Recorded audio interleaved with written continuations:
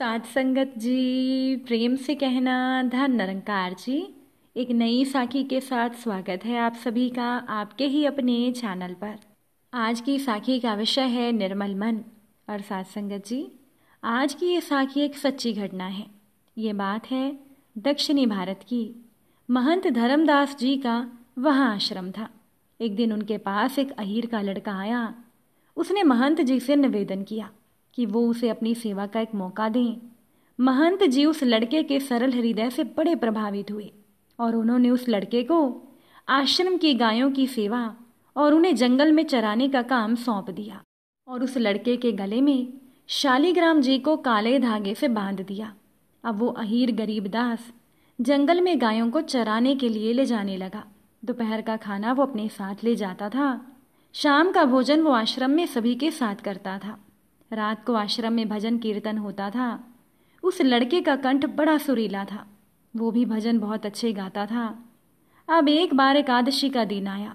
महंत जी ने कहा, बेटा आज एकादशी है, आज आश्रम में भोजन नहीं बनेगा, फल आहार बनेगा, तो तू अपने साथ पाव भर आटा और 2 आलू लेते जाना और कड़ों पर अपना भोजन बना लेना। मैंने तेरे गले में जो शालीग्राम जी बांधे थे उन्हें उतारना, जगह साफ करके पत्ते के आसन पर उन्हें बिठाना, आंखें बंद करके प्रभु को भोग लगाना, फिर तू भोजन करना। अब अहीर ने कहा, गुरुजी, जो शालीग्राम आपने मेरे गले में बांधे थे मैंने तो उन्हें पत्थर समझकर छपरा पर कहीं रख दिया था कि कहीं नींद में वो मेरे गले में चुभ ना जाएं। तो महंत ने कहा, बेटा वो कोई साधारण पत्थर नहीं है, वो तो हीरा है, वो तो प्रभु का एक स्वरूप है, उन्हें वापस गले में धारण कर। अब उस अहीर के लड़के ने भोलेपन से कहा, वही जो मेरी तरह गायों को चराते थे, मुरली बजाते थे, माखन की चोरी करते थे। महंत जी ने कहा, हाँ बेटा वही। अहीर ने शालीग्राम जी को गले में धारण किया और वो सामग्री लेकर जंगल में गायों को चराने चल दिया।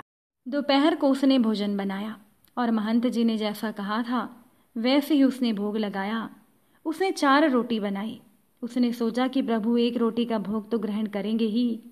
जब रोटियां 4 की 4 ही बची रही तो अहीर के लड़के ने हठ पकड़ लिया कि प्रभु आप भोजन ग्रहण करो, तभी मैं भोजन खाऊंगा। अब सुबह से शाम हो गई। भूख की वजह से अहीर के बेटे का बुरा हाल था। वो कहने लगा, प्रभु आप भोग क्यों नहीं ग्रहण करते? आज तो आपने मुझे भूखा ही मार डाला।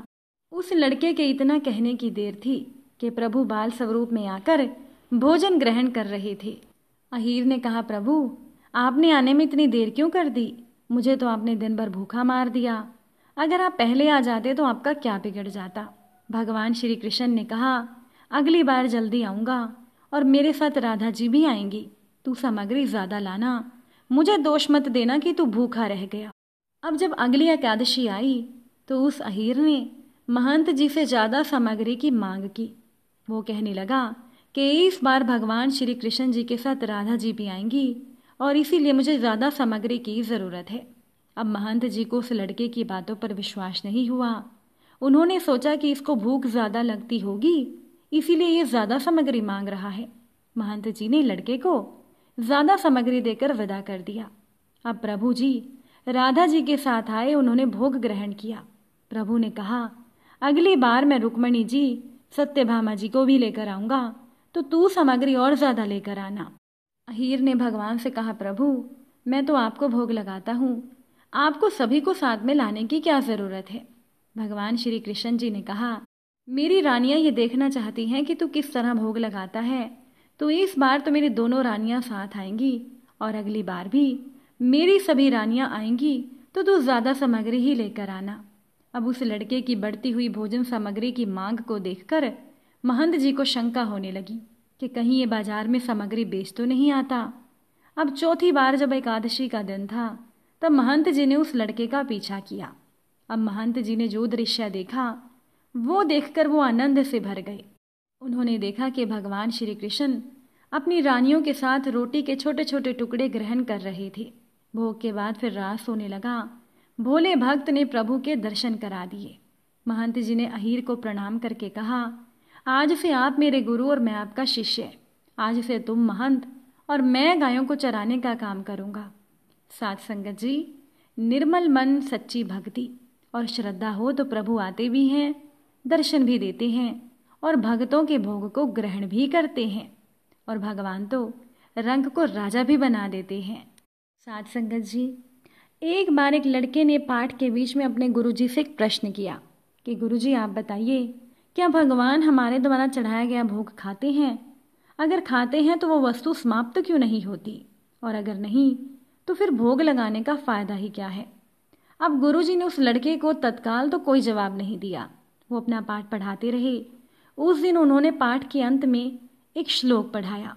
पाठ पूरा होने के बाद गुरुजी ने सभी शिष्यों को कहा कि वो पुस्तक को देखकर उस श्लोक को अच्छे से याद कर लें। अब 1 घंटे के बाद गुरुजी ने प्रश्न करने वाले शिष्य से पूछा कि उसे श्लोक याद हुआ है या नहीं। उस शिष्य ने पूरा श्लोक शुद्ध शुद्ध गुरु को सुना दिया। फिर भी गुरु ने नहीं में सिर हिलाया तो शिष्य ने कहा, गुरुजी चाहे तो आप पुस्तक में देख लें, मेरे द्वारा सुनाया गया श्लोक बिल्कुल शुद्ध है। गुरु ने पुस्तक दिखाते हुए कहा, श्लोक तो पुस्तक में ही है, तो तुम्हें कैसे याद हो गया? इस बात पर शिष्य कुछ कह नहीं पाया। गुरु ने कहा कि पुस्तक में जो श्लोक है वो स्थूल रूप में है। तुमने जब श्लोक पढ़ा तो वो सूक्ष्म रूप से तुम्हारे अंदर प्रवेश कर गया। उसी सूक्ष्म रूप में वो तुम्हारे मन में रहता है। इतना ही नहीं, जब तुमने इसको पढ़कर याद कर लिया तब भी पुस्तक के स्थूल रूप के श्लोक में कोई कमी नहीं आई। इसी प्रकार से पूरे संसार में व्याप्त परमात्मा हमारे द्वारा चढ़ाए गए प्रसाद को सूक्ष्म रूप से ग्रहण करते हैं, और इससे स्थूल रूप के वस्तु में कोई कमी नहीं आती, और उसी को हम प्रसाद के रूप में स्वीकार करते हैं। अब शिष्य को अपने प्रश्न का उत्तर मिल चुका था। साध संगत जी, एक बार शंकराचार्य जी से किसी ने प्रश्न कर दिया कि हम भगवान को भोग क्यों लगाते हैं? हम जो भी भगवान को भोग लगाते हैं, क्या भगवान वो खाते पीते हैं? क्या हमारे द्वारा चढ़ाए गए पदार्थ के रूप, रंग, स्वाद या मात्रा में कोई अंतर आता है? अगर नहीं आता तो हम ये काम क्यों करते हैं? क्या इसे पाखंड नहीं कहा जाएगा? और अगर ये पाखंड ही है तो हमें पाखंड करने की क्या ज़रूरत है? शंकराचार्य जी बिल्कुल भी विचलित नहीं हुए। उन्होंने बड़े ही शांत मन से जवाब देना शुरू किया। उन्होंने कहा कि ये तो समझने की बात है कि जब हम भगवान को भोग लगाते हैं तो भगवान उसमें से क्या ग्रहण करते हैं। मान लीजिए कि आप लड्डू लेकर भगवान को भोग चढ़ाने मंदिर में जा रही हैं और रास्ते में आपको अपना कोई जानकार मिल जाता है और वो आपको पूछता है ये क्या है। तब आप उसे कहते हैं कि ये लड्डू है। फिर वो पूछता है कि किसका है। तब आप कहते हो कि ये मेरे लड्डू हैं। फिर जब वही लड्डू आप भगवान के चरणों में रखकर उन्हें समर्पित कर देते हो और फिर उसे लेकर घर को जब चलते हो, तब फिर आपको अगर अपना कोई जानकार मिलता है और वो आपको पूछता है ये क्या है, तब आप कहते हो कि ये प्रसाद है। फिर वो पूछता है किसका प्रसाद है, तब आप कहते हो कि ये भगवान जी का प्रसाद है। अब समझने वाली बात देखो कि लड्डू तो वही था, उसके रंग, रूप, स्वाद, परिमाण में कोई अंतर नहीं पड़ता है, तो प्रभु ने उसमें से क्या ग्रहण किया कि उसका नाम ही बदल गया। वास्तव में प्रभु ने मनुष्य के अहंकार को हर लिया। ये मेरा है का जो भाव था, जो अहंकार था, वो प्रभु के चरणों में समर्पित करते ही हरण हो गया। प्रभु को भोग लगाने से मनुष्य विनीत स्वभाव का बनता है, शीलवान बनता है, अहंकार रहित स्वच्छ और निर्मल चित्त मन का बनता है। इसीलिए भोग लगाने को पाखंड नहीं कहा जा सकता। साध संगत जी, अगर आज की ये साखी आपको अच्छी लगी हो तो वीडियो को शेयर ज़रूर कीजिएगा। आप सभी से फिर मुलाकात होगी नई साखी और नए विचारों के साथ। साध संगत जी, प्यार से कहना, धन निरंकार जी।